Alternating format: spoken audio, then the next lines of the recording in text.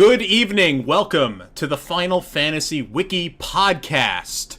It's this thing again. Another month has passed, and now we're here, gathered as we are, on this website called finalfantasy.fandom.com/wiki/finalfantasywiki. Is that correct? Yes. That's correct.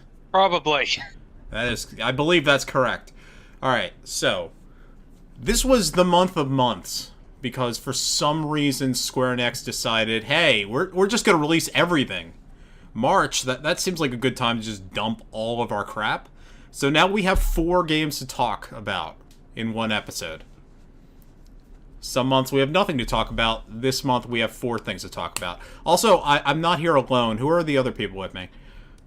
This is Catuse. And SomeColorMage. Yes.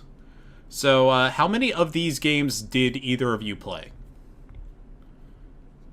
I've played 2 of them. Okay. I'm like halfway through Triangle Strategy. Alright, I have played 3 of them. I've beaten Triangle Strategy. I put in maybe 3 hours into Stranger of Paradise, and I've played 20 minutes of Chocobo GP, which is literally as much as I was physically capable of doing. But we need to talk. Yep. I beat Stranger of Paradise, and I haven't gotten very far in Triangle Strategy because, unfortunately, this month is also a game that has everyone's true game of the year this year. Kirby and the Forgotten Land. Oh, yeah. There's so much shit that came out in the first 3 months of this year. Because I think, like, in the last week, Kirby came out, Norco came out, Tunic came out, Ghostwire Tokyo came out. And I'm forgetting something. I know I'm forgetting something very important, too. Oh, yeah, Stranger of Paradise came out, didn't it? Isn't that only, like, a week old? Yeah. It's about 2 or 3 now. Yeah. So it has just been ridiculous. Besides the fact that Elden Ring and Horizon Forbidden West and the final version of Cyberpunk 2077 came out, and Final Fantasy VI came out, and it just... I don't know how anyone plays video games. Like, physically, how is it capable for a human being to do these things? It's a good question. I don't know. I've only played like 2 or 3. Yeah. So, there is one game that we have not mentioned yet, and unfortunately we have to get it out of the way because Square Enix, in their infinite wisdom, decided, let's not release 3 games this month, let's release 4. And that first game we must talk about is, of course, Babylon's Fall, which is, of course, a very appropriate title. They were really asking for it, because Fall it has. Yep. Fall it has. I believe this thing has about, 3 players left on Steam at the moment. I was hearing something... That was might like, be a bit optimistic. There's like 100 concurrent players at any one important time. I think last week they tried to launch some kind of, like, new free demo. And even then, they were only able to get maybe 4 digits worth of players. So this is the new game... I'm looking at this GamePro article that says that the demo, this is from a few hours ago, the demo has peaked at 30 players online at once. So this is, we're not meaning here. This game actually has fewer than 100 players online at any given time. I swear to God, if this game sold more than, like, 10,000 copies, I would be legitimately surprised. It is one of the biggest disasters I have ever seen. And, you know, like, let's note that stats for video game sales are very hard to come by. So this is just the wildest guess, but just, like, the sheer numbers seem impossible to me. That a video game made by Square Enix, made by Platinum Games, a major release, in theory, managed to do this poorly. And then neither one of you played it, right? Yeah, it's... No, I haven't played it. All I've seen is people shitting on it on Twitter, really. Yeah. And, like, there's one thing that just showed how literally broken everything was that one clip of the character creator trying to show off the black skin tones that don't render properly, and it's just everything in this game is so broken you can't actually tell what was going on there. If the lighting system was broken, if the character models aren't created, if the tone's not correct, or if it was deliberate, because who can actually tell what the fuck is going on here?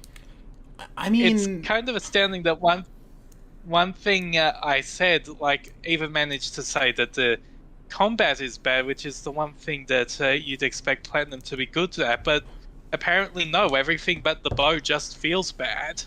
None of us have played it, but I'm gonna trust everyone's judgment that I've heard from, that this game plays atrociously. It looks atrocious. I'd just like to say, like, last year, SomeColorMage, we were doing that live stream of the Square Enix event, and I remember when they re-revealed this game, it looked like total shit. And that footage exists somewhere. You can have my initial reaction to it, where I realized, one, that it was a game-as-a-service thing. Two, it looked like fucking crap. It looks like a PlayStation 3 game, or even worse, like a PlayStation 2 game at times. Which is fine. Yeah, I was thinking, like, this is the one game where people have actually managed to accurately say it looks like a PS2 game. We're going to be talking about more PS2 games in a second. That's what I was trying to say, is, like, it's fine if the game doesn't look preposterously 4K, 8K. I got the VR and my OLED and all the other bullshit that comes with these things. You know, that's fine if you're going for, like, a kind of graphical style. It just looks like... It looks like there's some kind of really bad filter going on. Like, if you remember Photoshop, the cutout texture, if you've ever used that thing. Because I used to do that on all the wiki logos I used to make. I would just run the thing through the cutout filter and it looked cartoony enough. Done. That was 16-year-old me. So apparently that person made this video game. And I don't know. It's a real shame. It's kind of a cool concept that just, I mean, I'm just looking at footage of it right now and it just looks so bad. Yep. I wish for better for Platinum Games, because they're legitimately one of my favorite developers. They made very, very good video games. They made Nier Automata, one of Square Enix's best games of the last decade. And, this is just not it. I hope that... Like... Yeah? It is really concerning, because it does feel like in the recent years, Platinum's just had more misses than hits, when their combat used to be some of the best around, and I hope Bayonetta 3 is actually good, because it should be. It's fucking Bayonetta. Yeah. But it's harder to have hope for games coming from them if this is what they're putting out. And I don't think you can really blame Square for this, because the Platinum have had problems with games that aren't Square Enix games, and they've also been all in on the live service thing. Like, this wasn't Square's idea. Platinum's higher-ups have really been interested in live services. Well, are you basing that off of the interview they gave where they're like, we want to be known as more than just the action developer? I mean, partially. I think during that they also did mention that, yeah, they have a live service department that they're spinning up, which is part of the concern. I know that some parts of that didn't seem to be translated right, but there's enough concerning there that... You know, I'm not sure how much better it could look. What I think, this is just speculation here, is that a game like Babylon's Fall, this cannot be a surprise to anybody what a disaster it is. Maybe they're surprised by just how bad of a disaster it is, but I don't think there was any fantasy within Square Enix or Platinum that this game was going to exactly blow the doors off or be the big success they want it to be. This just kind of feels like something like these were contracts that were written years and years ago, and a lot of times things just get made on their own momentum, not because anyone particularly wants to do it anymore. It's just, it has to be done. The game has to be finished at this date. We have to release it. It's done. We're not going to turn this around like Final Fantasy XIV. There's going to be no talk of, like, you remember Anthem Next? That's not happening with Babylon's Fall. This game, honestly, I'm not surprised that they haven't gone as far as like when Amazon turned that live service game off completely after 2 weeks. Oh god, yeah. Yeah, okay, it's at least not an AGS level disaster, but yes, that's an extremely low bar. That is a subterranean bar. Well, I mean, if we want to stay in the subterranean bar, we do have 4 games to get through, so let's move on to Chocobo GP. Yeah. Not that that's any higher up. Well, okay, Chocobo GP at least looks fun. Alright, so Chocobo GP is the new kind of successor to Chocobo's Racing. That was a 1999 PlayStation 1 game. Did either of you play that? No.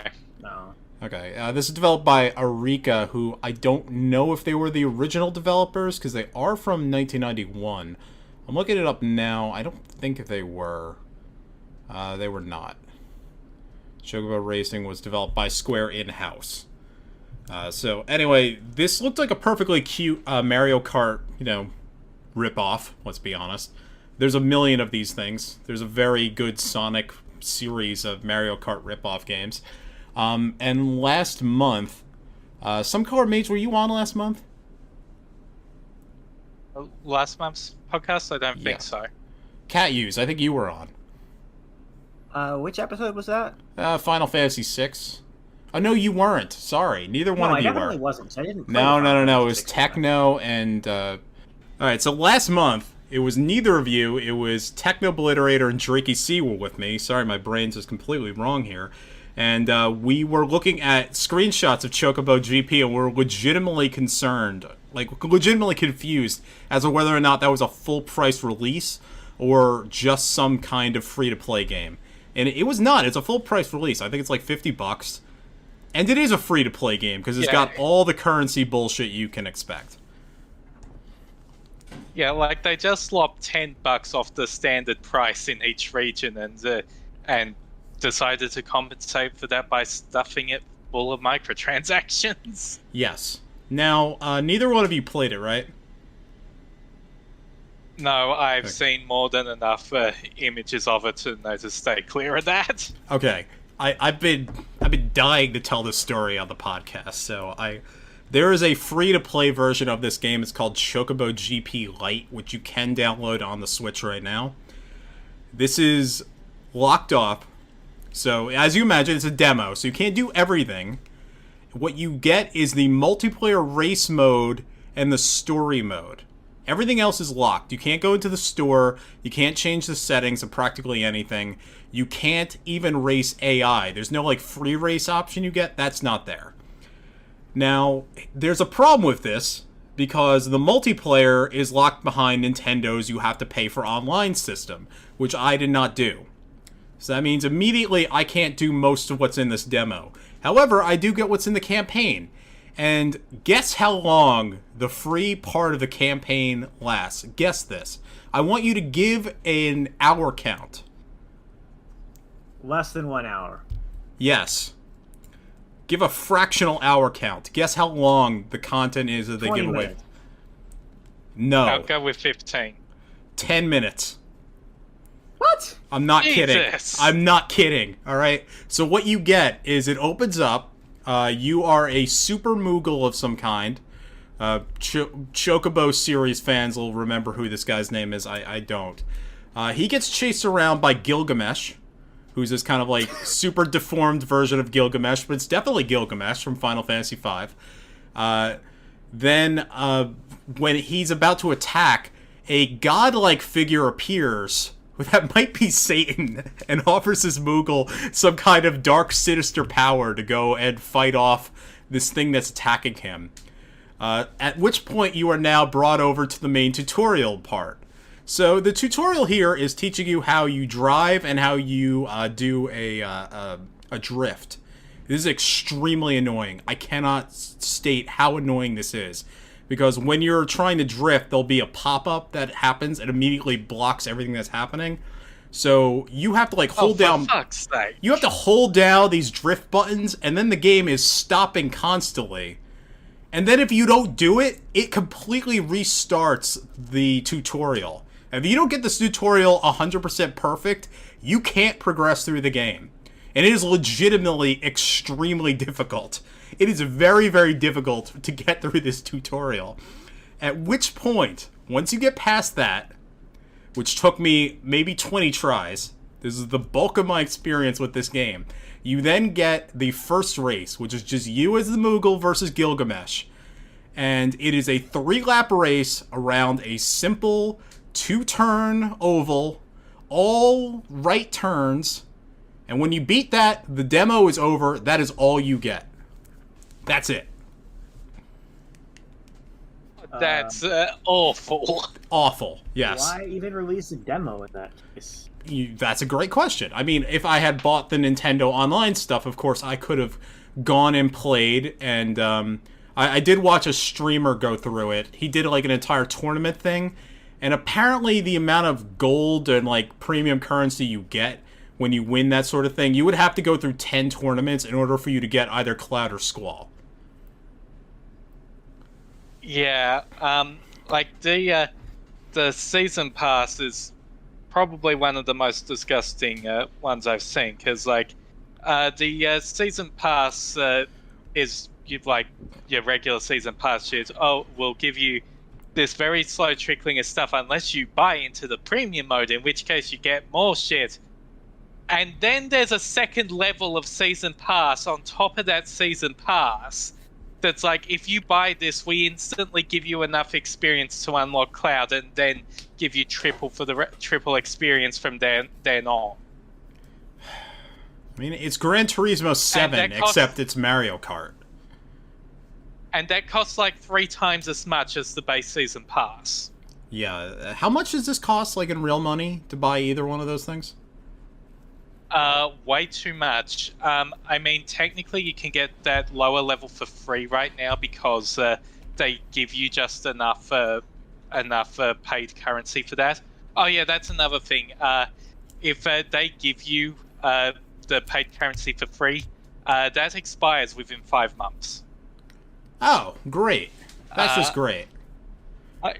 I listed down the prices I had in the store somewhere around here. I almost don't want to go back to find it also, because General has been surprisingly busy this month. Yeah, well, you know what? Let's see. If our listeners are really interested in the game Chocobo GP, they can go to the website finalfantasy.wiki.com, and I think they'll find all the information they can look for there. That's our website name, right? No. Okay. Go on. Okay, fine. God. What a depressing thing. Like, video games are depressing now at a certain point, when they just, like, they're not even trying to cover up the fact that they don't give a shit about 9 out of their 10 players. They look at this, they're like, alright, 9 people will be chased off by this currency shit, but one of them, they're gonna pay $100, and that's bank, baby. We don't need the other 9. Fuck it. We just got $150 for them. Oh, I found that the Australian price is like $14 per 1,000 currency. And you need 3,000 for Squall, I believe. Something like that. Right. So in US dollars, that's $10. You need $30 to pull Squall. Yeah. Like to be clear, just how fucked this game's economy is. One of the the only thing that I actually saw that you spend the mithril, the paid currency for, 200 to unlock a single song. Oh, man. No, okay, but boy. I posted this thing in the Penguins chat. We'll I see overlay it on the video. This looks like shit. This advertisement looks like shit, okay? The on sale now, purchase mithril. Like it's like they're not even trying to make the advertisements look good. Well, that's the in-game advertisement, I think. So that's just what all mobile games look like. You got these things. Yeah. I imagine there's a roulette somewhere in this game too.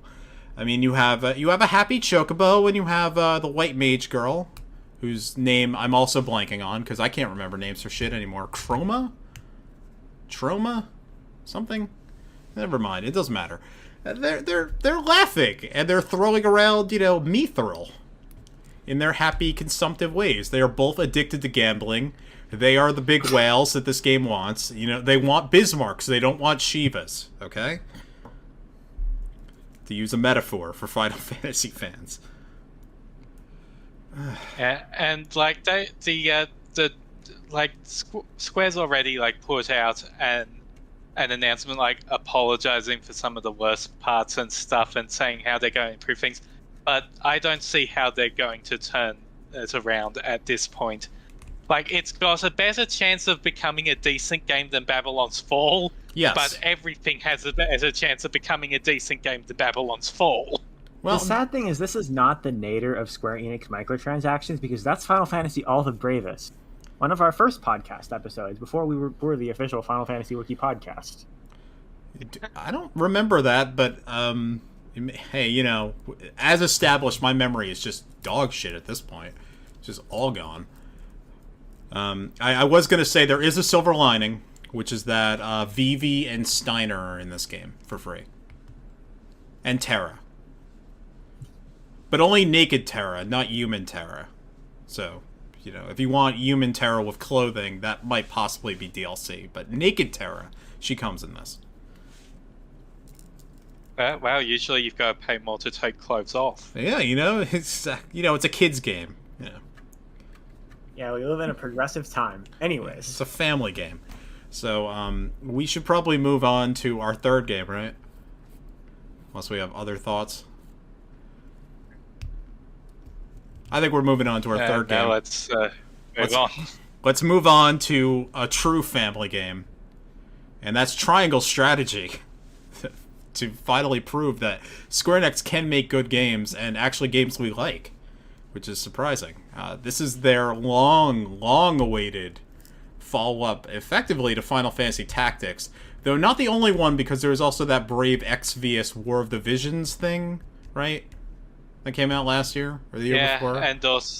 and also like that last PlayStation thing that wasn't just the fucking Hogwarts game. They also announced another strategy game. Was it Diofield or something? Oh yeah. We did that live stream in the middle of the month. Square Enix had a whole bunch of games, and Diofield Strategy is their kind of halfway turn-based, halfway live kind of game. It kind of seems like what they're doing with the new Mario Rabbids game. There's a few like very respected strategy games that are doing that same thing. Their names are blanking on me right now because everything's blanking. But hey. Yeah, and not much to say about that one, although it did look interesting, at least so it's past the first bar. I am excited for it. I want Diofield Strategy. I mean, Diofield Chronicles? Diofield something. Yeah, I think it's Chronicles or something. All these games have the same name. Yeah. I want that in my life because Triangle Strategy is legitimately great. Now, you two, neither of you have beaten it, right? No. Yeah, I haven't gotten very far into it. I think I just got to the end of like that first split branch where you choose which country you want to do a diplomatic visit to. Oh, wow. You are very early in the game. Catuse, how far are you? I've been playing other things. Like I said, Kirby came out this month. Or Catuse, have you not played at all? I'm sorry. Somewhat past the second split branch. Okay. And stuck on a certain battle that I've been stuck on for a while because I stubbornly refused to lower the difficulty. You don't necessarily need to. What you're at the part where are you at the demo from last year where you have to decide either you're going to sell Roland off or not? I'm a bit past that point, yeah. Okay, all right. So you would be at the part where a asshole duke decides to either come to your side or not on your side? Yeah. Okay. I actually didn't find that fight very difficult. I had a good strategy to help you with the Roland fight, but if you're past that, I'm not really sure what the problem is. Anyway, so this is the new turn-based strategy game. It's an SRPG. It is not Final Fantasy Tactics, and it's not called Triangle Tactics.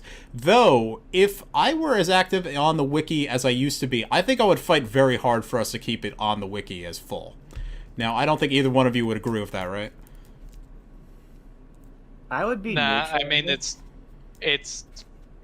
too far off base. Like I mean, I know you don't agree with this decision, but we did remove Bravely, and that's like Bravely and Kingdom Hearts are the closest things to ones that I'd say do have a position on the site, and we decided neither of them do, so I don't really see how any of the HD 2D games can fit on the site with that logic.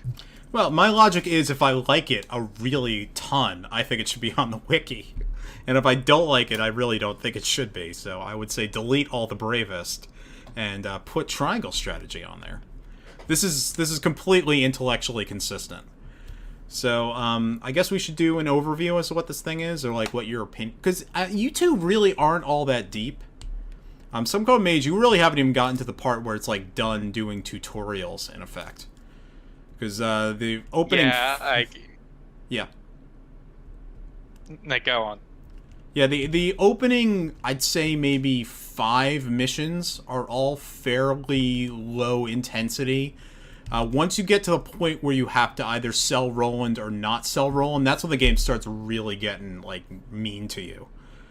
Though the third mission, if you decide to go to Afrost, you have a mission that kind of reminded me of Dorter Trade City from Final Fantasy Tactics, because you have the low ground, and it's very early in the game for you to have the low ground. And that kind of sucks. But, Right, yeah, I'm definitely not far enough that the difficulty has started to go up, although one thing I do really like is the story conceit that with these branching paths, it's not just you choose a branch. You have to convince your allies that this is the correct way to go. So you have to actually figure things out, talk to them, try to figure out what arguments you can use to win them over. And from what I've seen of some people's coverage, even if you get things right, that still might not work because the convictions stuff also plays a part in how easy it is to convince people of some things. Yes, so that is a... No, keep going. I can explain the structure of the game if you want spoilers. Yeah. It's kind of a spoiler. Yeah, you can. Okay. Like that is a very neat conceit, and like I know there's like a new game plus that will just tell you all those things outright. Just so, yeah. Okay. So triangle strategy. There's 2 things I need to get into. One is that this is a game that very much intends for you to play it twice. The first playthrough, it expects for you to kind of just go with the wind a certain way, because the first 2 major decisions you can convince your characters to go one way or the other.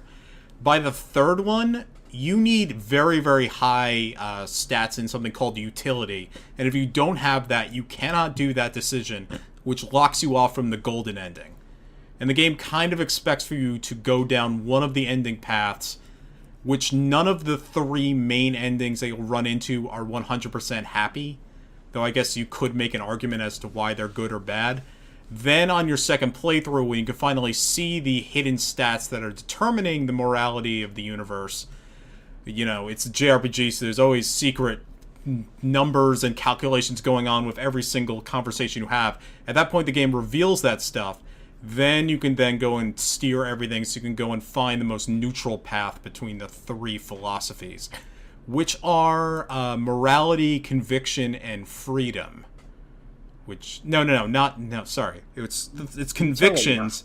It's morality, utility, and freedom, which is a system I don't 100% love, because of those 3 things, only one of them is actually well-defined, which is utility, which is this concept that the ends justify the means. Whatever does the best for most people is good, so you can sacrifice your buddy to not get invaded, or you can sell people into fucking slavery later into the game for the good of your entire country, which is really dark. Holy shit. Yeah, it gets dark. It gets real dark. Then morality and freedom are... Like, morality, what does that mean? Like, morality, there's so many different kinds of moralities. Like, utility can be a kind of morality. Justice can be a kind of morality. It doesn't really mean much of anything. And freedom, because we've grown up in Western... liberal democracies, I imagine all of us, freedom just sounds like morality to us. So I don't really know what that means either. which kind of makes for something of a weakness when it comes to a game that wants to be more complicated than the simple good, bad, or even lawful chaos alignments, when 2 out of the 3 branches just aren't all that well, thought out. Though I do love this game, because it plays like Final Fantasy Tactics or Tactics Ogre, and that's just my shit through and through. Just fully, completely down. Yeah, granted, the more complicated you make a morality system, the harder it is to pull it off. So, can't be too upset that something we tried to add a third axis and it's not quite working out. But I mean, at least in the vein of Matsuno's works, it doesn't seem like it's afraid to go dark, which definitely a good thing. Yeah, no, Tactics Ogre, the main split is whether you're going to do a war crime or not. And if you do the war crime, that's the lawful path. And that's why cops are bad, by the way. So, Catuse, you've gotten pretty far. I mean, what do you think of combat, if you have any opinions on that? I think that the combat system is solid. It's like they took... So Final Fantasy Tactics is one of my favorite games, but it has so many annoying-ass issues with it, where, sometimes you have, like, this great plan, and it just doesn't work because of bad RNG. Or, like permadeath can be frustrating, because it means you frequently have to reset, and then you just lose all your progress, and if you want to get EXP, you just have to grind random encounters, basically. Triangle strategy cuts all of that bullshit out. The combat system feels a lot fairer than previous tactic games, which does not mean that it's easy. It's just fair, and I appreciate that. I think to define that better, there is no permadeath, so it kind of works like... I'm going to reach deep and say Jeanne d'Arc for the PlayStation Portable, but I don't think anyone here has played that. I don't think Disgaea has permadeath, right? Yeah, Disgaea, you just have to pay money after the fight to get everyone back up. Yeah, you don't even need to do that. You can have one character left standing, and if none of the enemies left standing, you're good. So there's no permadeath, and the other really cool thing this game does, which I think is even better than no permadeath, is that if you lose an encounter, but it went straight down to the wire, and they're like you had an unlucky break for whatever reason, or you made a bad move late, all the experience you've gotten during the course of that fight will continue. So you don't necessarily ever need to grind out fights. Like, there are skirmish maps you can do inside your encampment, but if you are stuck on a level, you can just keep replaying that level over and over again, and eventually your characters will level up, because the game is kind of tuned in a certain way that if you're 5 levels below the enemy, you're going to jump right back up to their level within 2 fights easily. Yeah, while not being far in with the gameplay, one thing I really do like is that the game is actively rewarding doing actual smart plays. So it does actually have a currency that goes up when you do things like successfully pull off a back attack or gain the high advantage, or if you got a character that can attack multiple squares at once, you get rewarded if you actually do that. And that, like, it's actually not... It is actually subtly teaching you how to effectively play these characters by just giving you a little bit of a bonus when you do so. Yeah, you do get, if you surround an enemy, if you're on 2 tiles next to him, if the guy on the back attacks, the guy in the front will also attack. So you can really punish the crap out of a boss if they decide to go rush in at you. One of the late game bosses decided that he was going to go and attack all my mages up on top of a hill, and that ended very poorly for him. Turns out my mages are not as squishy as he thought. So, we set him on fire, as a matter of fact. And he was stuck there, on fire. It just feels good to... This is a dark game, so it just feels good to march into the enemy's territory, set fire to all of his wheat fields, and cause all of his peasants to starve to death. And that's exactly what you can do in triangle strategy. You can do that if you sell Roland. Which I did not do, but I you know what, Roland... Alright, I have to say one thing. Roland might be the worst unit in this game. I don't know if either one of you are far enough in this game to have opinions about units, but he is effectively a Cavalier from Fire Emblem, except he's incredibly squishy. Which means he, like, just naturally as the type of character he is, he's going to rush in on the front lines, and he will never last through the fight. And and then he just fucking dies. Yes, he dies all the time. Yeah, and he's the prince of this kingdom. Yeah, he's definitely felt a little squishy, which sometimes falls counter to the fact that, well, the spear is supposed to be attacking multiple enemies at once, so we're supposed to get right in there. I find it's best to kind of keep him back, and he can rush in and finish enemies off. But you got to keep him supported. He just, like, naturally, he seems like the kind of character that'll just rush off like a horse in chess, but he can't do it. He's just not that. You know what? It fits his character because he's kind of a shitty prince anyway, where he's supposed to be the heir to this kingdom. Because spoilers, though this was in the demo last year, the older prince gets killed and the king gets killed. So in theory, he's the one that's supposed to inherit this place. But he kind of sucks at this. And you can kind of see it in his character. Do either of you have a favorite unit yet? Not yet. I think either Anna or Hewitt. Because, you know, in Final Fantasy Tactics, the dreaded enemy was always the archer on top. With Hewitt, you are the archer on top. And then Anna is just like a stealth mission character, which is not something I expected to see in a tactical RPG, but we got it. Hewitt is so good because she is an archer that rides a giant eagle, which means that she could fly up on top of the rooftops in certain missions and snipe the enemies. And if you play smartly, you can kill all the enemy archers, which means you've already won. I had one mission where you're supposed to fight Avalora, who's effectively the Beatrix of this game. Beatrix. She's exactly General Beatrix from Final Fantasy IX. She is very, very high level. She's like level 16. So when she comes marching up, my entire army just collapses in front of her. Nobody can stand with her. I have heavy units, I have light units, it doesn't matter, she just slices them down. Makes no difference because she has no ranged move, which means that Hewitt could just snipe her from the rooftop. And that was it. It took like 40 minutes, but that was it, done. Problem solved, best unit in the game, though Anna actually gets ridiculously good in later games. In the late game. Well, that is a slight issue that I have with this game, is that sometimes combat takes very long, and sometimes I just want to like say, okay, I give up, I surrender, I want to try again. Yeah, you can't really that. do that. No, and the enemy AI you could reset the switch, but you're incentivized not to. Yeah, the enemy AI does not go for the kill; it just sort of. We're both playing on normal, right? I'm playing on hard. You're playing on hard, and the enemy AI still doesn't go for the kill? Yeah, I don't know.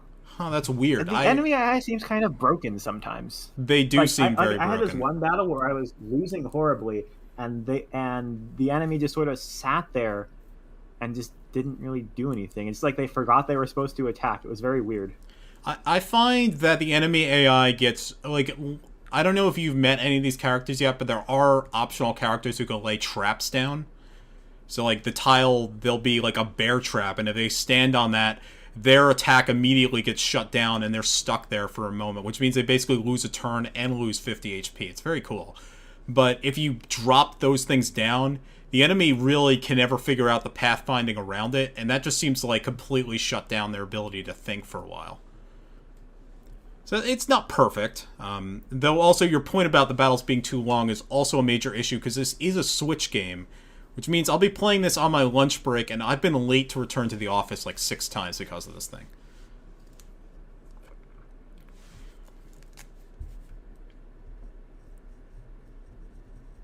That's probably part of why I haven't played it much. The only time I seriously got into it was one day where I wasn't working from home, and I just played it on the train trip there and back.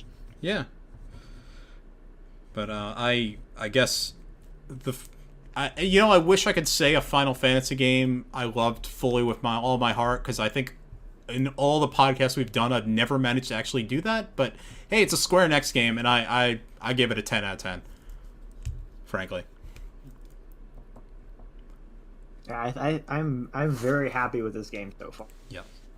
It is so much my shit. Like, I feel it's kind of unfair for me to actually rate it because I would love anything like this. So you can take my opinion with a grain of salt. I'm like a dude that's horny seeing every single woman that's saying that that's the most beautiful woman he's ever seen, because he'll say that about every woman, and that's what I'll say about every strategy game. I just need this. It's in my blood, just desperately.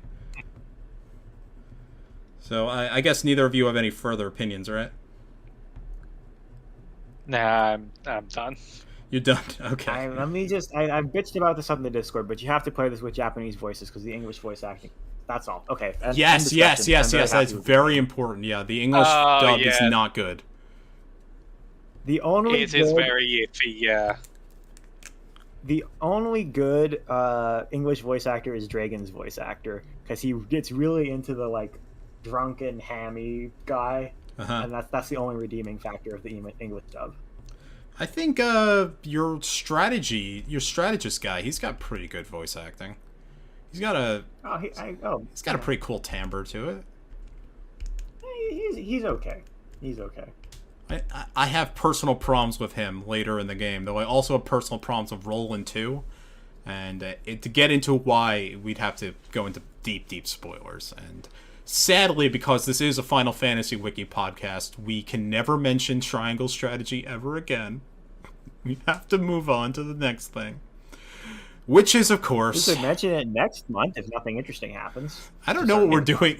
Actually, I don't know what we're doing next month. We'll have to figure that out. But we're 45 minutes in, and we need to finally get to our main topic. And, oh boy. Are either of you ready for this? I'm here to kill chaos.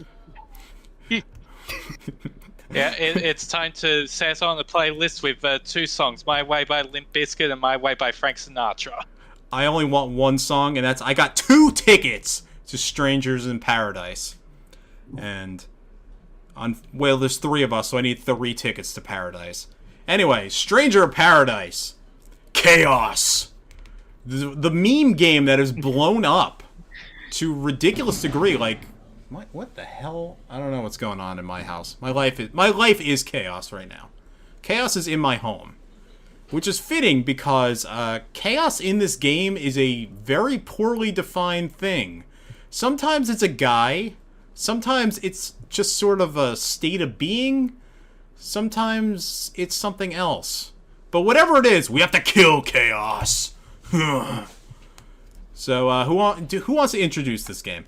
I've been talking too much. I need to give my voice a breather.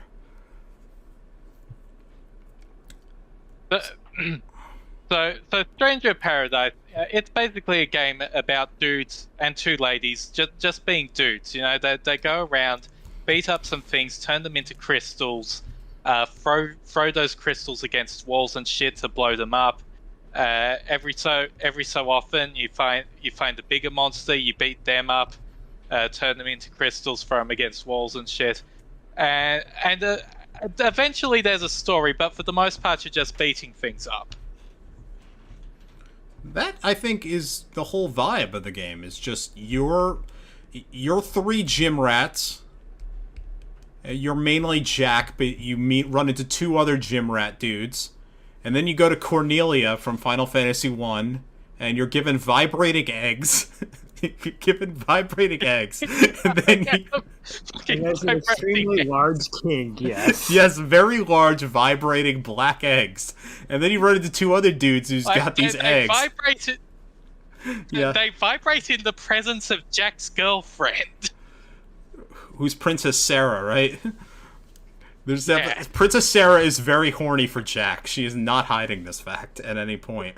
But anyway, so he runs into 2 other dudes. He's like, "You have vibrating eggs too. We're best friends forever." So then they bro fist, and then there's a time skip, and like it just shows on screen. And the King of Cornelia sent them to kill these fearsome monsters, and they did it. Yes. Cut to the boat, they're coming back to Cornelia on it. The opening of this game is so strange. The pacing in this game makes no sense whatsoever. Okay. There's something And very weird here's the about. thing, You go first. People keep arguing over whether this humor is ironic or not, or like if they're legitimate. I think it's a little both. Not ironic, like they're never trying to be ironic, but there's some parts where it is clearly deliberately supposed to be funny, and other parts where they've just done something kind of stupid, and it's funnier than it's probably supposed to be. Because the main thing I'm thinking of is a really spoilery scene, so I'm not sure if I want to talk about it right at the beginning of us talking about this game. But there's this one scene that is supposed to be a very dramatic fist bump, and it's just probably the funniest scene in the game. All right. Well, here's the thing. There's a very early trailer in this game that revealed the fact that Jack's last name is Jack Garland. This is like the second trailer of the game. So they are not being coy about the fact that basically everyone could call what the twist is.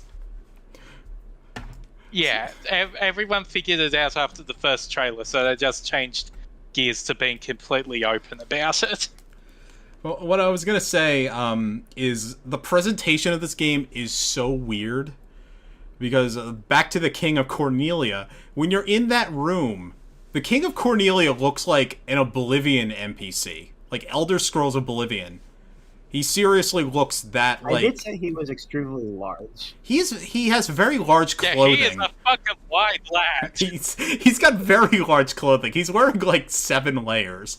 But the fact that his face looks like such a generic NPC thing... And what's even weirder is you could walk around the throne room and you can have conversations with people.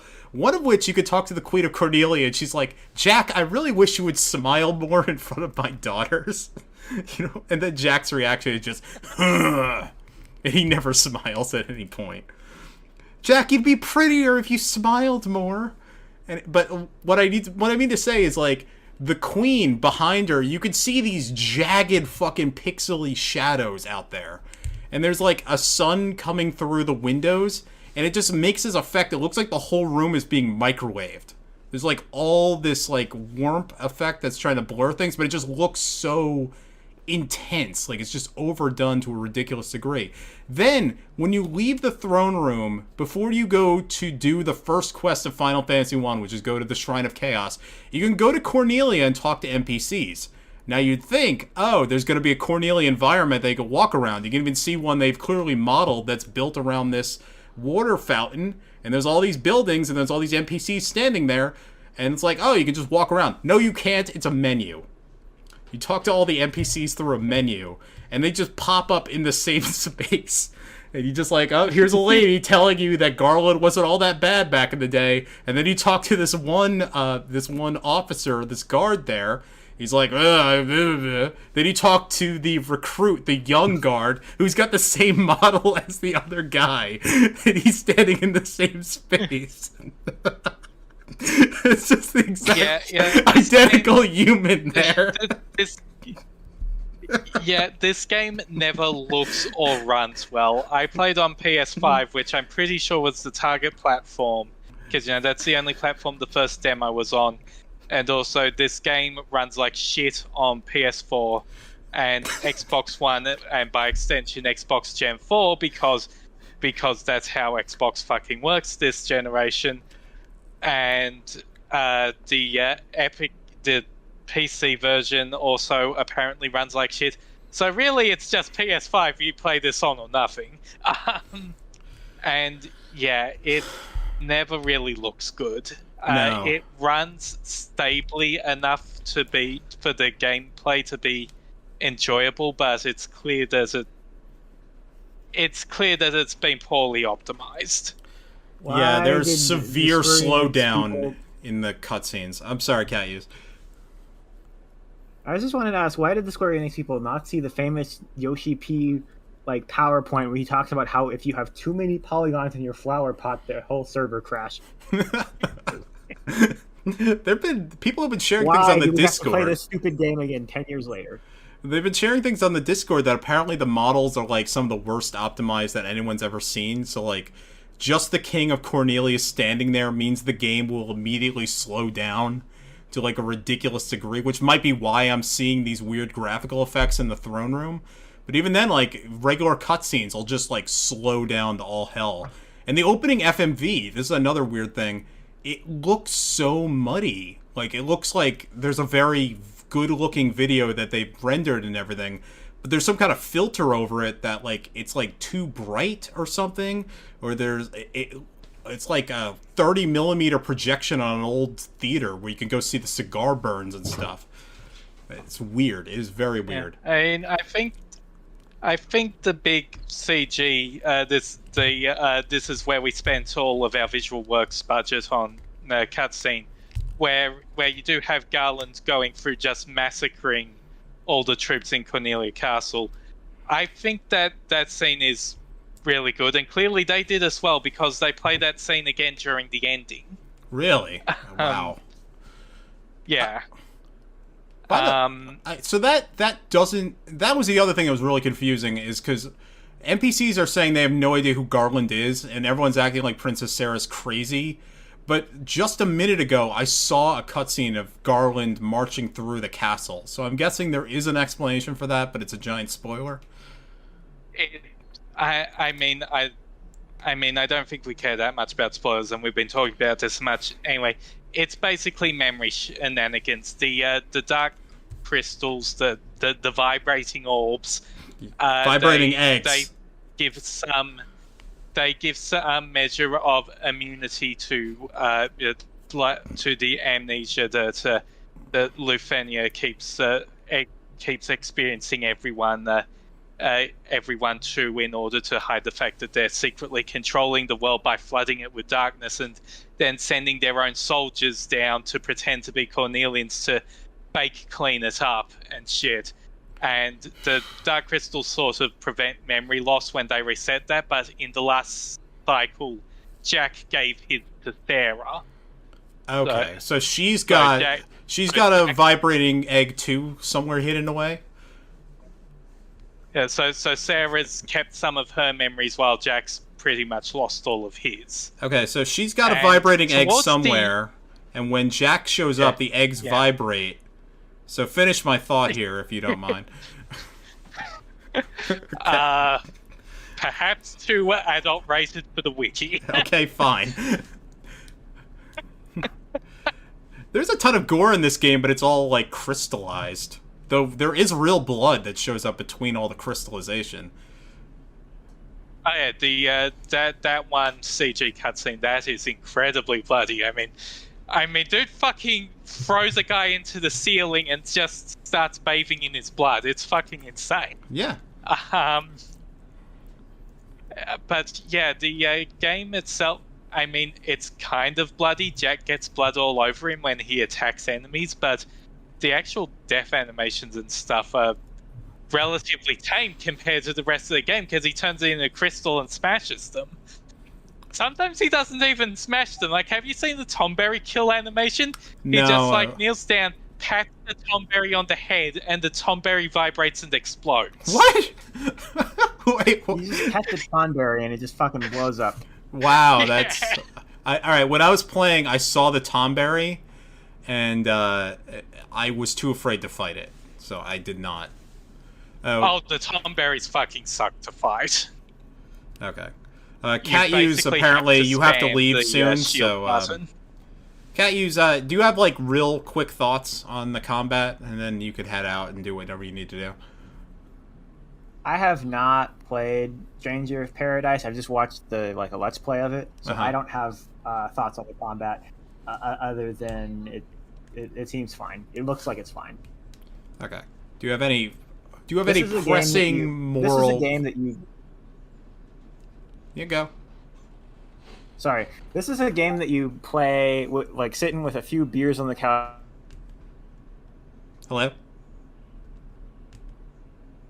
Did I get disconnected? Techno has asked if we've called the game his favorite name for it, Shadow the Hedgehog FF Origins, yet, and I can just say we have now. Okay. Okay, moving on. You can't use whatever you last said. It didn't come through on my end. Okay, what I was just going to say is that this is my last thoughts on this game, because just having watched like a let's play of it, is that this is a game that you sit down on the couch with your buddies drinking a few beers playing this game. You do not play this game to take it seriously. No, it is Sonic the Hedgehog 2006, the video game, or Dirge of Cerberus, frankly, though I guess much less child breeding stuff. Oh my god, let's not get into that. We did that last month and it was a fucking disaster, so we're not even touching that. Yeah, let's not. Yeah, let's not. Anyway, so SomeColorMage, you've beaten this game, right? Yeah, so yeah, the gameplay is decent. I mean, it's pretty simple, although the customization is very expressive, because like you get a lot of special abilities and you can equip them to various parts of your combo chain and stuff like that.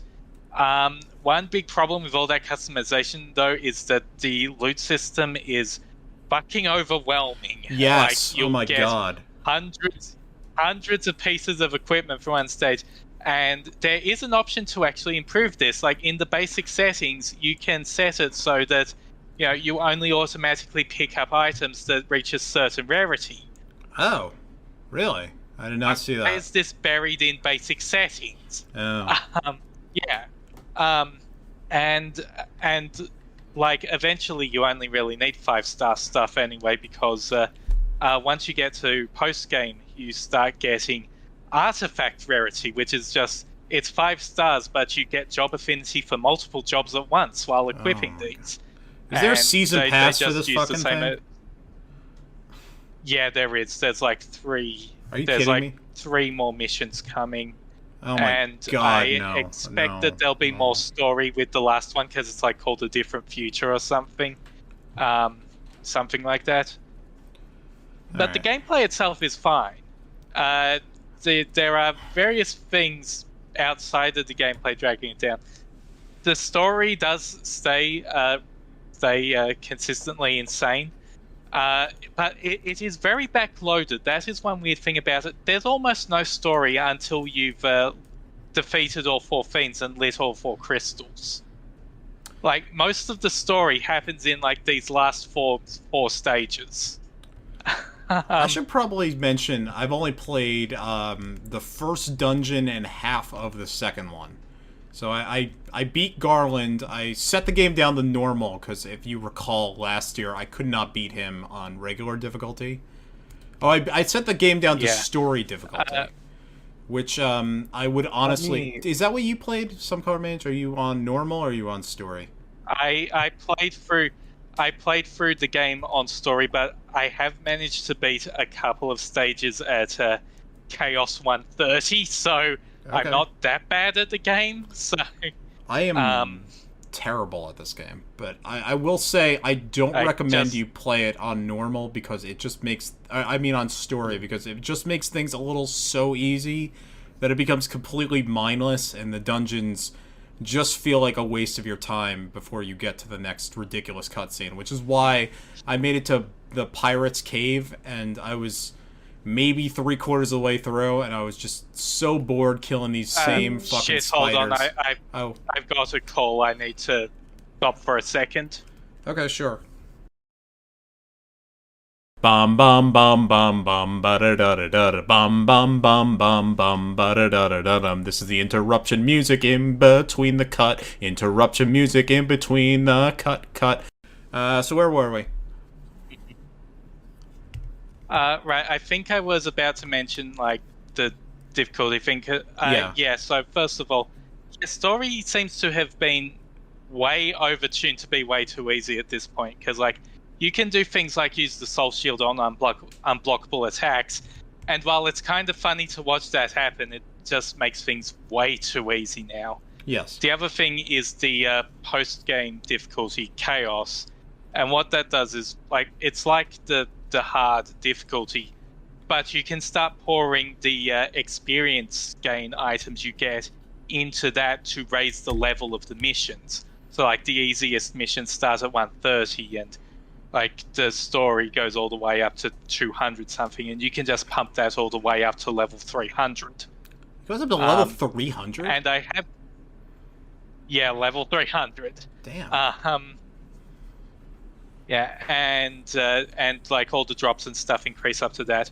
So eventually you're not like limited by the level curve of the dungeon by what build you want to make. So, and that's nice at least, although I am still kind of bad at this game. I've only gotten up to about level 135 missions on that difficulty. It's very intense. Mm-hmm. Tomberries suck even more. What's I your, haven't even gotten to one of the fucking master Tomberries on Chaos God Master. What's your favorite jobs? Because this game has a very robust job system, and I only briefly touched my toes into them. So, one of the master jobs you get in the game, Void Knight, and their thing is runic. Except, unlike Celus's runic, where you just absorb the attack, get the MP back, runic can absorb pretty much anything. And instead of restoring MP, like you can just do that by ending the attack, but you can also press the attack button while shielding, and it'll do this gigantic fuck off sword beam counter that increases power the more hits you absorbed with it. Wow. And there's this one bit that in one of the Discord channels, I think it's in Hell channel, where I was basically just freaking out because I used Void Knight on Tiamat and absorbed her every hit of her most powerful attack, and the counter took off her entire health bar. Oh, Tiamat is the intro fight, isn't she? Like, Tiamat's the first fiend in this, because the Jack and company go to Astos, interrupt his monologue about what Dark Elves are, tell him to point to the crystals.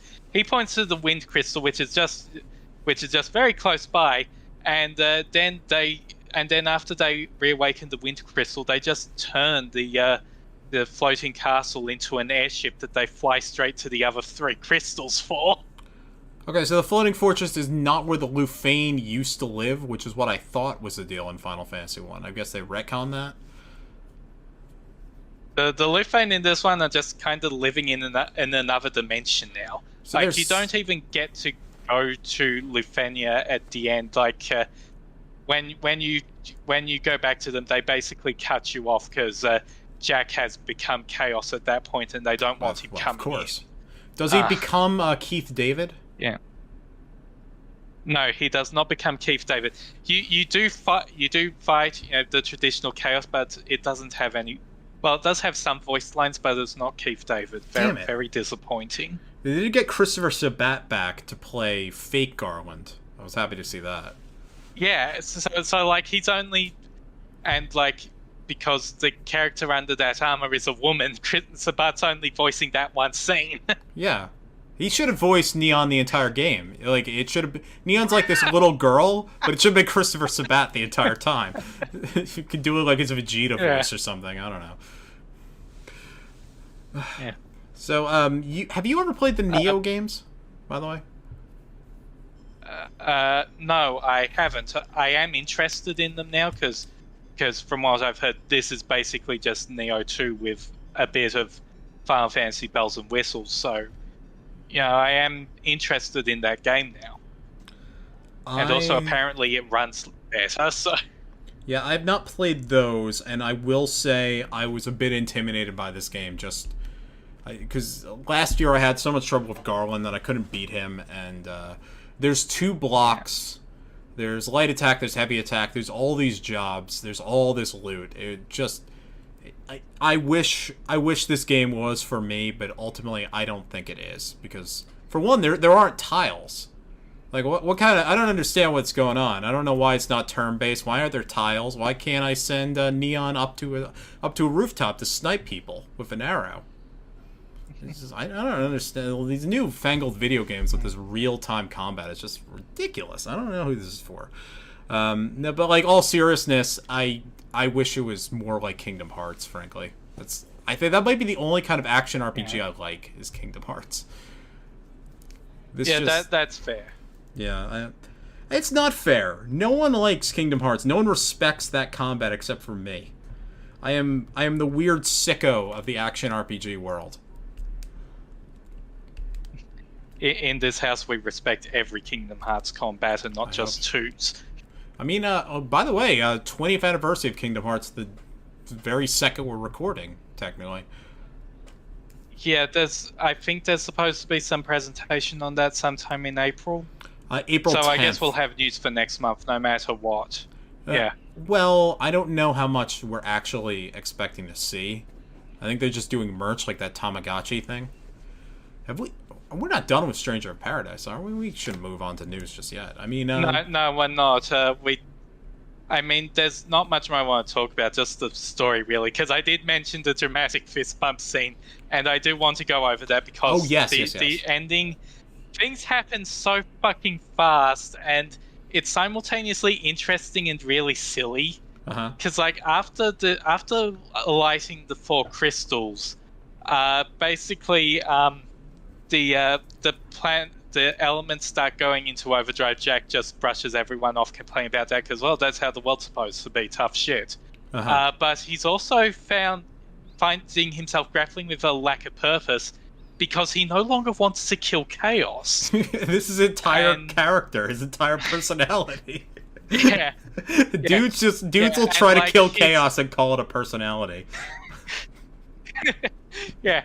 And, he gets the idea that he has to start chasing down Astos, because he's sort of seen his bats hanging around, and maybe Astos knows what's going on. And, he follows Astos for a couple of stages. It turns out that Astos was created by the Lufenians. Oh, of course. Also in a previous cycle, it's pretty clear that Astos fell in love with Jack, because now he's extremely upset that Jack has completely forgotten about him. Oh no! And so they were in love, and they promised each other that no matter what happens, we'll remember each other. And then when the next cycle happened, Jack forgot. So it's the end of Spider-Man No Way Home. And Jack's forgotten because he's given his vibrator crystal to Sarah in the last cycle, so he's forgotten everything. And that bitch. At this point, Astos has gone really pissed. He attacks Jack. Well, they fight each other. Partway through, Astos turns into the ultimate weapon. Great, I love it. Final Fantasy's awesome again. Finally, they kill Astos, and as Astos is dying, he's revealing that this is all part of the plan that they had all set up last cycle. By killing Astos, because he's part of the Lufenian scheme to control the cycle of darkness, so they can control the whole planet. And with him dead, everything's going to go berserk, and there's going to be monsters absolutely everywhere. So Jack's now got to kill as much as fucking possible. Okay. And he dies. They go to Cornelia, and this is the first really funny bit that I'm not sure was supposed to be intentionally funny. They go up to the castle, most of the adults of the kingdom are dead. Like the Chancellor, King, and Queen are all dead. They've been attacked by monsters. Sarah is in the castle. She's freaking out, and Jack's trying to tell her to get out of the city. You'll be safer outside of there. She's freaking out. Jack punches her in the gut, and she falls unconscious. Instructs the rest of the team to get her out of the town while he takes care of the things himself. Does he say, "Get her the fuck out of here"?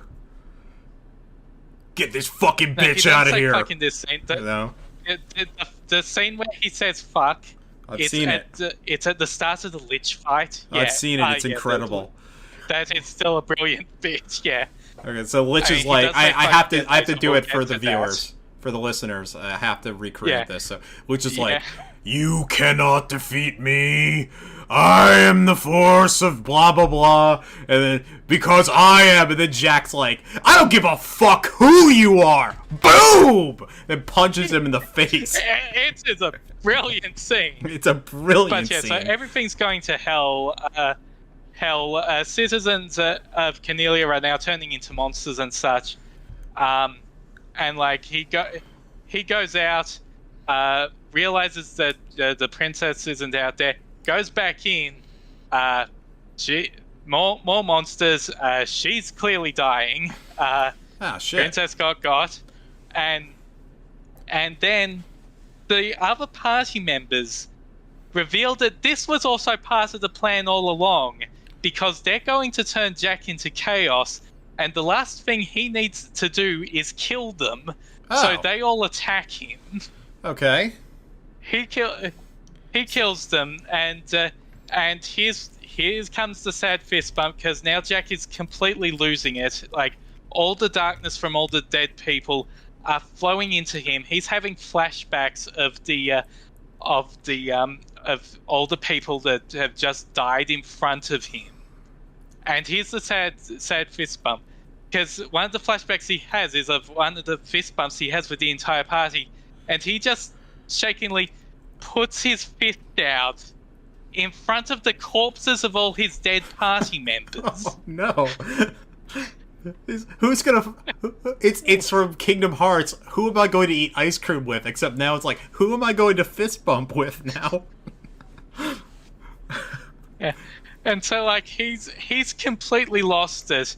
And now he remembers that Astos told him that, oh, well, whenever the cycle needs to be reset, we're supposed to go to a contact point that the Lufenians set up.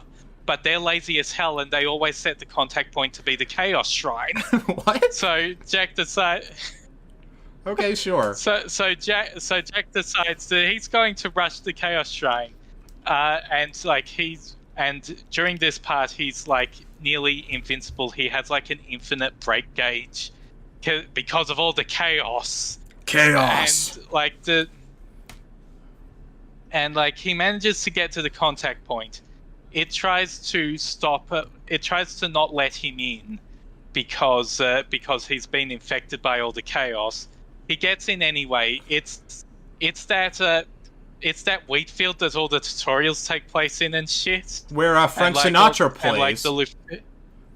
Where Frank Sinatra plays. Oh, that's another and, super weird thing. I have to interrupt you, because at the beginning of the game, they start playing My Way, and Frank Sinatra's going, and it's like, and I did it! And then you think, oh, here comes My Way, the point of the song, the top of the chorus, and it cuts right there. Why was it edited that way? Did they ever play the whole song? Yeah. Yes, they do. It's at the start of the credits. Okay, fine. They go through the he gets into this place that apparently it's basically just a holding ground where the Lufenians keep people who are returning to Lufenia to make sure everything's okay. And the Lufenians are realizing everything's fucked up. They need to completely reset everything. And Jack, after hearing this, he yells, "Who the fuck do you think you are?" And then he kills all of them? And he just starts smashing the system that they're using to reset the thing. He breaks the system entirely, and all the darkness that they've been funneling into the world, it manifests in the form of chaos. Oh. And Jack is now really mad because he's chaos now, so he's going to kill chaos to prove that he actually is chaos. Is one of these the greater chaos from Dissidia 012? Because there was chaos and then there was feral chaos. Did you play Dissidia? I mean, yeah, I honestly have no idea if this is supposed to be related to Dissidia or not. Does Shinryu show up at all? Come up with a theory of it, but no, Shinryu doesn't show up. How about Sid of the Lufane? Is there any of him? No. Okay, this sounds just like the city is bullshit, yeah. I'll be honest. Yeah, so anyway, Jack Chaos kills actual Chaos, cements his position as the actual Chaos, and the Lufenians realize, well, this has all gone to hell. We need to cut you off entirely, and just completely breaks the link entirely. And then Jack just wakes up in the Chaos Shrine. Oh, and now he's Garland. And he walks up to the Throne of Skulls. He sits on it. The four fiends are in front of him. Surprise, it turns out that the party members were the four fiends the entire time. And they were all running with this plan that Jack had come up in the past cycle so they could usurp the all the darkness into themselves, and then wait for real warriors of light to come and kill them. What? To just completely break the system for good. Okay. And so then the warriors of light show up at the end of the game? Yeah, it's like now 2,000 years in the past before Lufenia even existed. The Lufenians can't get to them there. So all we have to do now is wait. And cut to 2,000 years later, and Jack, now in the Garland armor, is still sitting on the throne, just waiting for the Warriors of Light to open the door. He's been there for 2,000 that's when fucking my way years. starts, and it cuts to credits. It cuts to credits. It is a fucking insane game. Like, I do like where the story goes at this endpoint, but it is still really insane and incredibly hard to comprehend. Well, here's what's wild. Here's what's really wild is everything you just said, like, to a normal person who has lived a wholesome, non-sinful life. All of that should sound like the most ridiculous, just complete bullshit. None of that made any fucking sense to any of them. It should have been like me when you were describing Final Fantasy XIV. However, I understood all of that. That made perfect sense to me. That's exactly what I thought was going to happen in this game. This description is the equivalent of feeding a small Victorian child a Dorito. Yes. Yeah, they've done this a million times. This is so much less insane than what happened in Dissidia. Wow. Yeah, that sounds like a game. But I expect there's more story coming because the DLC is going to have something, right? Do you think they're going to do Stranger Paradise Final Fantasy 2 next? They should. Whether or not they will, I expect they won't, but they should. Oh, wait. There's something very important that I've not asked you, and there's one thing that doesn't make any sense to me. Why are they dressed like gym rats? And why are they like normal people from our world if they're from Lufenia? I don't know, because the Lufenians don't dress like that either. We have no explanation as to why they would be people from our world with cell phones that listen to nu metal. Like the Lufenians are future tech, so that explains the cell phones, I guess. But it doesn't explain the outfits because nobody else dresses like that. Yeah, exactly. You know what? Nomura and the Kingdom Hearts writer is another guy that's involved in this. I don't remember his name off the top of my head. I want no explanation whatsoever. Don't even attempt to explain. Don't even recognize the fact you've done this. I want nothing. Yeah, like, I forget who the Kingdom Hearts writer is, but Nojima was also involved, and Nojima is the guy who, Nomura looked at the ending of Final Fantasy VII Remake and said, "Hey, can you tone it down a little bit?" So, yeah, I think Nomura just for this one just took a look at the script and said, "Yeah, seems legit." Yeah, well, wait, they looked at the Final Fantasy VII Remake ending and thought maybe we should tone that down? That was toned down? Nomura thought that what Nojima had originally done for the ending of 7 Remake was too much. He told them to hold back a bit. Well, I mean, I guess you gotta make 4 sequels. You can't give it all away immediately. You gotta go someplace even crazier in the next ones. Oh, man. Alright, I don't really have any other game things is an to experience. It is an experience. You know what? I am so happy for everybody who this game is for, and I'll watch as much of it as I can on YouTube at some point. I did just get a bolt of inspiration for what we should probably do next month, and it's something I've been putting off for a while. But I think we finally have to do this. We have to watch Final Fantasy Mobius. Yeah. Like, God, although that's going to take a while. Did we, like, find a video of one of the two parts and it's like 2.5 hours or something? No, it's more than that. It's like 10 hours. Every cutscene adds up to like 10 hours. Well, we've got like a month to prepare, so... Yeah, I'll see if I can convince anyone to take that journey. Maybe I'll do a solo podcast. I'll be the only person crazy enough to go and do this ridiculous bullshit of listening to this entire thing. We should go through what's left of the news, right? It's real fast. Was there anything? There's a bit of news here and there. 16 is still a no-show. Yeah. We're expecting it to not be a no-show in the next 2 months or so, but for now it's still a no-show. Okay, so first bit of news is that Forspoken has been delayed to October 11th, which is really not a surprise. Oh, right, yeah. Because that was supposed to come out next month, and there was no indication that that was happening at all. Like, there was a very big. I mean, now. Okay, you can keep going. Now that we've seen a gameplay trailer for that game, I'm more interested in it. Like, I really did not like the dialogue in the earlier trailers. It's just kind of bleh. But the gameplay seems fine. Although it's hard to see how well it performs because it's basically Final Fantasy 15 magic particle effects everywhere.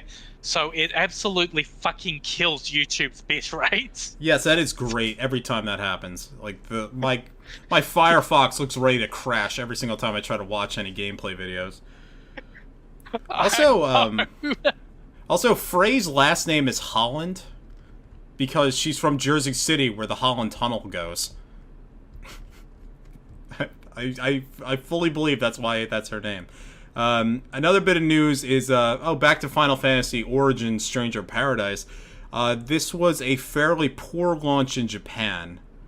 I have the specific numbers. It apparently in its first week sold 46,849 copies, making it the 25th worst Final Fantasy spin-off launch in Japan in as long as they've been keeping track of this. Only 3 games had a worse... the numbers aren't good. Well, in Japan... Like, at the same time, it's not the... At the same time, it's not the full picture because I know that being is only physical sales. So yes. It's... but also just in general, this generation... And really, the last one have been really poor for Japan. Like, yes. Like Sony is very much shifting to being a very Western-centric company for a reason. Yeah, I do want to go through the 3 games that it outsold, which maybe can give you an indication of just how relatively not great this was. It outsold Final Fantasy Fables, Chocobo's Dungeon, Final Fantasy Crystal Chronicles, The Crystal Bearers, and Final Fantasy Fables, Chocobo's Tales. So, oh well. Of those 3, the only one I've played is Chocobo Tales, and that was not my copy of the game. You were one of the very few, because that like only sold 29,000 in its launch, apparently. It's like just a very cute little kiddie minigame collection thing. Just kind of forgettable. I have seen some footage of the Crystal Bearers, and that game looks completely fucking insane. Crystal Bearers is a very, very weird product. It is, it's the Silver the Hedgehog portion of Sonic 2006, except with Wee Waggle thrown on. The regular combat is awful, and it's timed, so you will not be able to finish an enemy encounter and gain any EXP. Which luckily doesn't matter whatsoever because there's very, very little main combat. It's mostly a collection of minigames. And also, you could walk around. You could walk around the capital city of Altaria or something, one of the 4 races of Crystal Bears peoples, and you can go and use your psychic powers to just grab NPCs and just fucking throw them. And then you can steal their money too. I have a soft spot for that. In general, I'm not surprised that Stranger Paradise is not doing well. Because, I mean, the game runs like crap on everything except PS5, and hardly anyone has a PS5 still. I'm surprised there's even 46,000 PS5s in the world. Yeah. Yeah. I mean, it's a shame that it's probably not going to sell well overall, but, I mean, it happens. Well, I will specify, this is Japan. Console games don't sell very well in Japan anymore.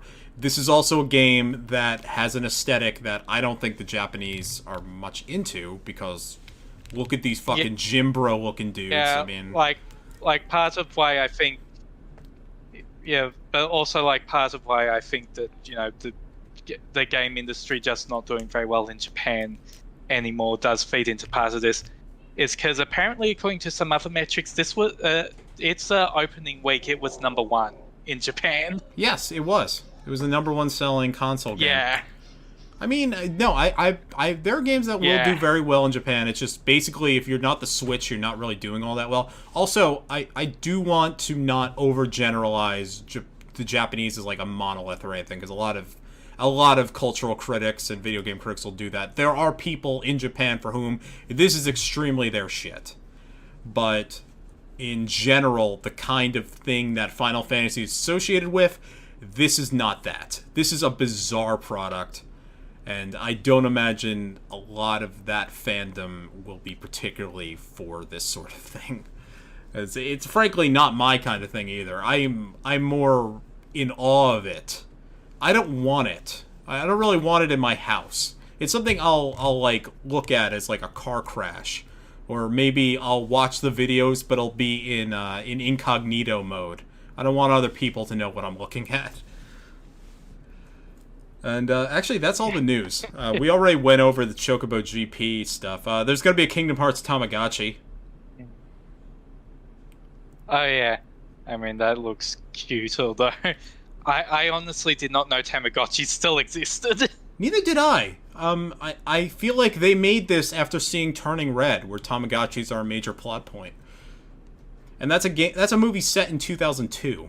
And that explains why that's there.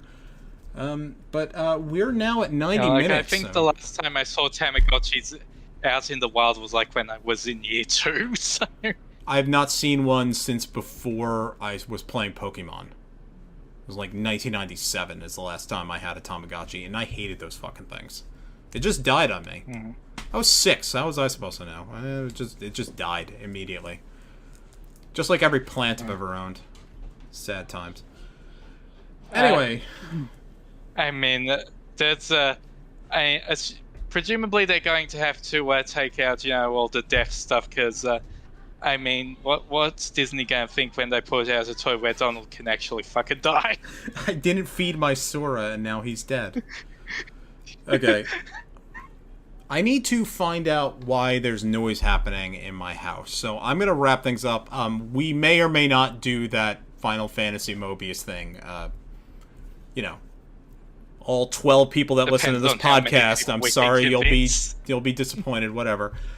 So yeah, thank you so much, SomeColorMage, and Catuse was here. He had to leave early, as mentioned. Oh yeah, I gotta do the final bits of, yes, this podcast was produced by me and hosted by me. This is the Final Fantasy Wiki Podcast. Wiki URL is something. I don't know, you go to www.twitter.com. I think that's it.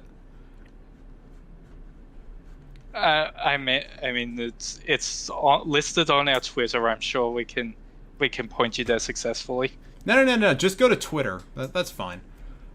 And our music is La Montana de los Caballos Jovenes, which is based on the Mount Koltz song from Final Fantasy VI. That's from the Balance and Ruin OC remix and was created by none other than XPRTNovice. Thank you for letting us use that music.